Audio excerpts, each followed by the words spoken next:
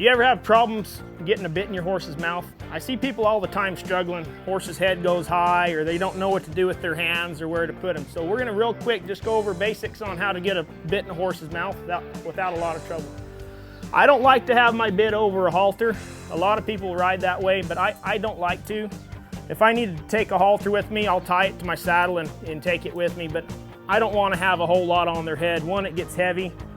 And two, where I ride a lot, there's sticks and bushes, and I don't want stuff getting caught in there. So I'll take the halter, tie it around the neck just to keep them here. But when you're putting the bit in the horse's mouth, you know, people come around and they're doing all kinds of funny things here. I'm just gonna put my hand over the pole, and I don't, you know, get him to drop his head a little bit. You know, if your horse, most horses will do that if they've had any training at all. I don't want their head right on the ground, but I'll take that bridle, easy guys. Take that bridle in my right hand over the pole, bring it under their chin, and then I cradle that bit in my hand here. Now, if a horse won't take the bit, I can stick my thumb right in the corner of his mouth if I have to, get him to open it up, and just slide it in and then come over the ears. The less fidgeting around you do, the better. And I see people all the time, they're switching their hands and they're doing all kinds of things. If you can just make it a real quick, easy, fluid movement, get it in the mouth and over the ears, it'll be a lot happier for your horse and you won't be struggling so much. And that's what usually tends to cause horses to throw their head high, is because people are messing around and taking too much time doing this. Just a quick tip there to help you get a little bit faster at it.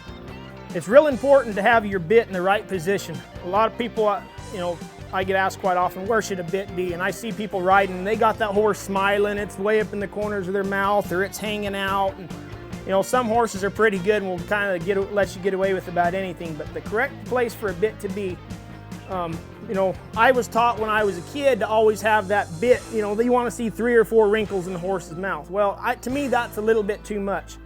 Horses know so much about pressure and release. If that bit's always tight, then there's never a release.